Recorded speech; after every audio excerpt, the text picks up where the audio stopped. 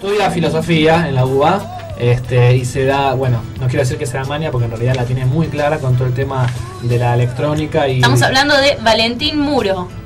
Sí. Oriundo de San Carlos de Bariloche, de mis pagos sureños.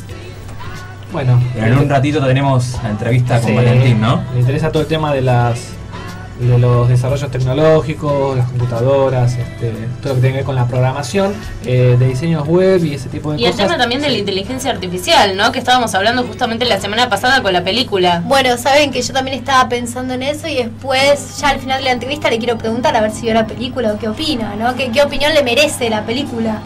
Sí, seguro. Bueno, la verdad que es muy interesante y tenemos muchas cosas para preguntarle y para compartir con todos nuestros locos de cordura que están del otro lado. Y vieron que estamos con este tema de la inteligencia artificial y el programa pasado que hablamos de la película Her, del enamoramiento con el sistema operativo. Estamos muy así como temas tecnológicos futuristas. Sí, estamos en vía de... no sé... de extinción. No. De extinción de la raza humana.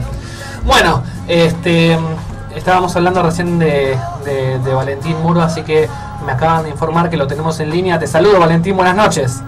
Hola, ¿qué tal? ¿Cómo te va? ¿Bien? Todo bien. Bienvenido a Locos de Cordura. Ay, gracias. Bueno, estábamos hablando recién de tu emprendimiento, de tus ganas, de tu autodidactismo, y todo lo que conlleva este proyecto, este emprendimiento que venís teniendo hace bastante.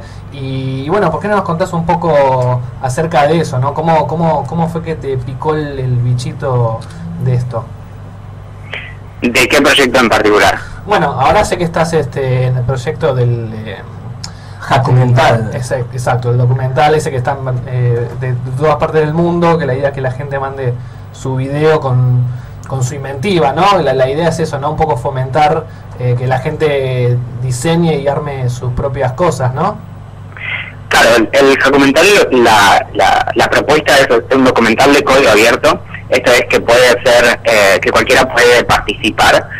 Y la idea es capturar lo que hace a la cultura de la cel alrededor del mundo. Es decir, hace alrededor de 15 años que se da una especie de resurgimiento por el interés por hacer cosas manuales, y en particular hay un enfoque muy claro respecto del uso de la tecnología. Esto coincide que alrededor del 2007-2008 aparece una placa muy famosa que se llama Arduino, que permite hacer un montón de aparatos que van desde robots hasta sillas que tuitean automáticamente, con muy pocos recursos. Es decir, de la placa en sí es muy barata, sale 200 pesos argentinos, y programarla requiere muy poco conocimiento. Pero en general, el documental lo que trata de capturar es por qué las personas deciden hacer cosas, por ejemplo, en vez de comprarlas, por qué deciden tomar aparatos, desarmarlos y convertirlos en algo más.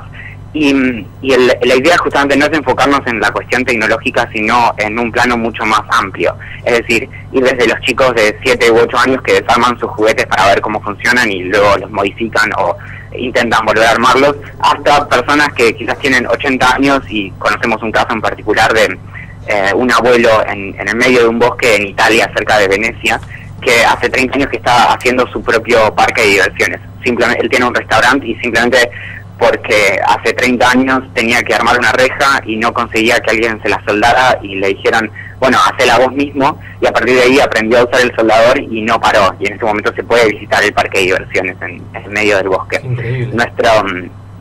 Nuestro plan con el documental fue, lo que hicimos fue ponerlo en marcha. El primer recorrido fue en Europa, y recorrimos varios países entrevistando a distintas personas, viendo qué es lo que los motiva a ellos para hacer cosas, qué opinan, por ejemplo, de las impresoras 3D, si realmente representan una revolución o no, y tratar de capturar qué es lo que está pasando, y en particular qué rol cumple Internet en este interés por hacer nuevos objetos, porque lo interesante de esta cultura del hacer es el interés por dejar nuestra marca en el mundo, físicamente. Entonces estamos viendo que lo que se entendía como revolución digital hasta hace unos años, que tenía que ver casi exclusivamente con lo que pasaba de la pantalla hacia adentro, ahora lo digital tiene mucho más que ver con lo que pasa de la pantalla hacia afuera. Mucho más. Entonces, Sí, es mucho más profundo lo que ustedes transmiten, porque le están haciendo abrir los ojos a la gente y hacerle poder ver que ellos mismos pueden hacer algo por sí mismos, ¿no? Porque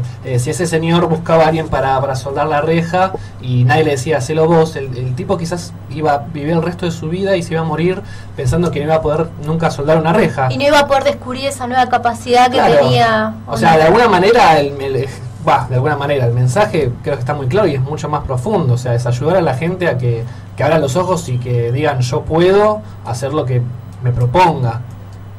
Claro.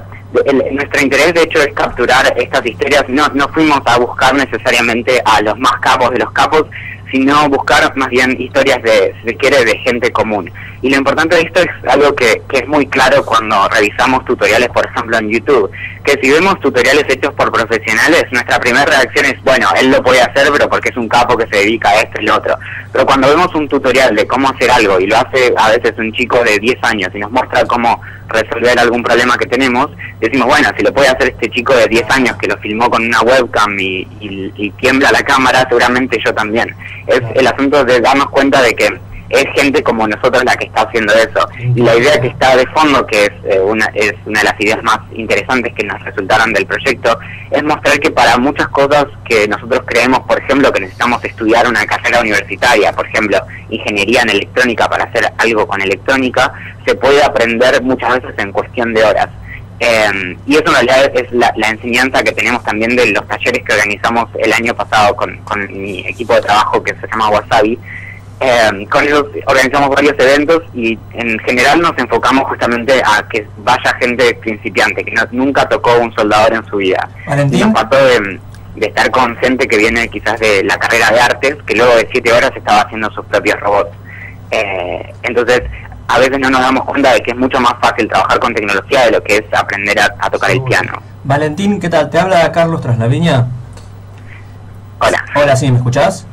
Sí, te escucho. Sí, todo esto que estabas hablando sobre este documental, Jacumental, tiene un contexto que vos recién mencionabas que tiene que ver con la cultura del hacer.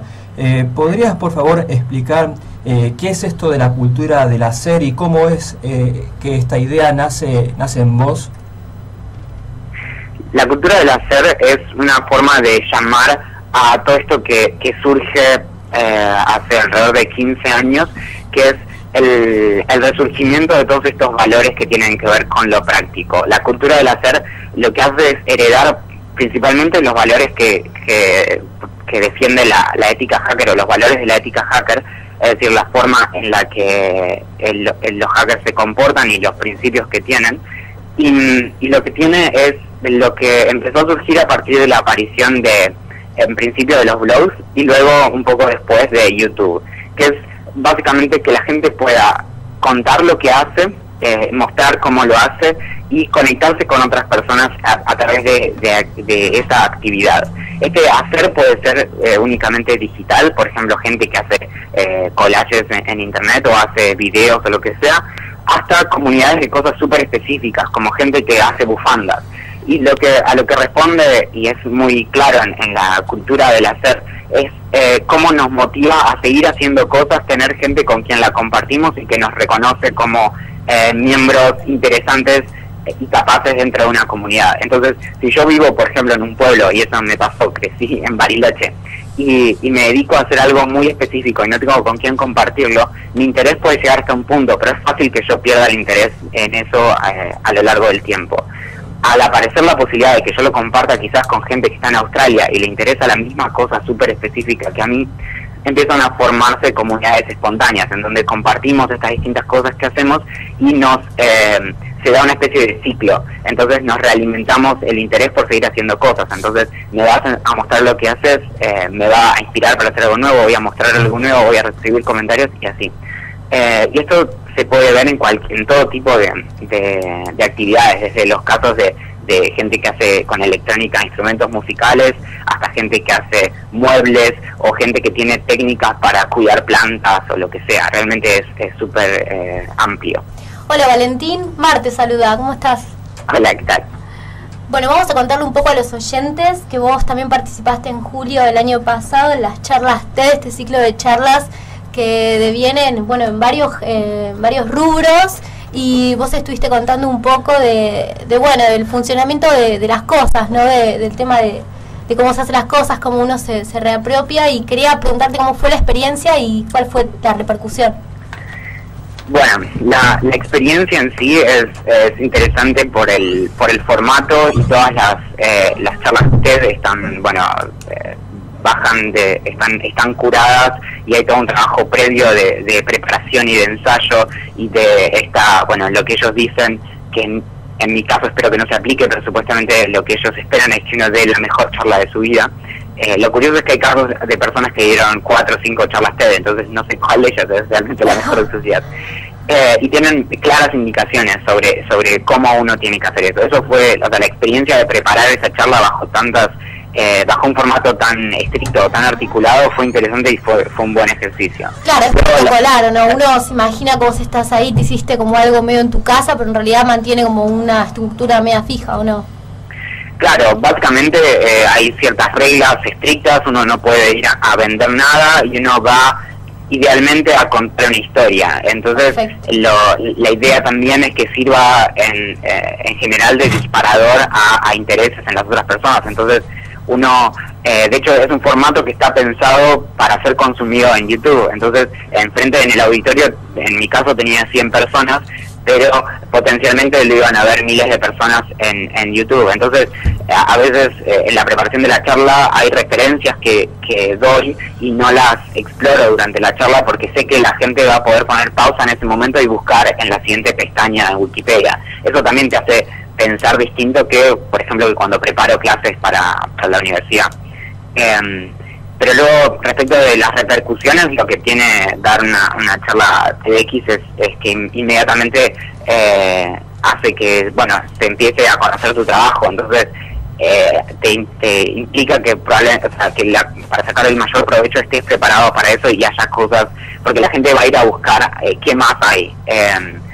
En mi caso, a partir de ahí se dio como una especie de rueda de interés alrededor de eso. Terminé viajando luego a Brasil para hablar de algo que jamás hubiera esperado. Terminé hablando de política e internet en la Universidad de Sao Paulo, y distintos viajes así por distintas cuestiones, pero fue realmente como el primer paso para... ¿Qué es eso en realidad? Era la presión sobre el evento, era que sabía que a partir de ahí o bien me iban a buscar y no iban a encontrar nada interesante, o estaba la posibilidad de seguir haciendo cosas interesantes. Claro. Bueno, con eso que en respecto que decías de contar una historia en las charlas, bueno, lo voy a dejar a Franco que te cuente cuál fue su anécdota favorita de tu charla. A ver. No, es que le comentaba justo a Mar fuera del aire que me había causado un poco de gracia la anécdota de la alarma, ¿no? Porque me pareció genial que a vos te sea importante, no sé, o interesante el hecho de saber cuándo tu madre va para tu cuarto, ¿no? Porque habías diseñado todo no sé cómo es, un circuito para que suene la alarma en ese momento, ¿no? Claro, supongo que era en parte eso, y también era la ansiedad de estar toda la mañana solo en mi casa. Entonces era, en vez de, o sea, cuando uno no sabe lo que va a pasar, genera por lo general ansiedad o impaciencia. Entonces, al hacer una alarma que me indicara cuando mi mamá llegaba a casa, podía de alguna manera atenuar esa ansiedad. Entonces decía, bueno, no me tengo que estar preocupando por eso, porque cuando llegue me va a sonar la alarma. Entonces puedo pensar en otras cosas. Igual la alarma. Es obviamente una especulación alocada, porque tenía creo que 7 años, así que no recuerdo los detalles.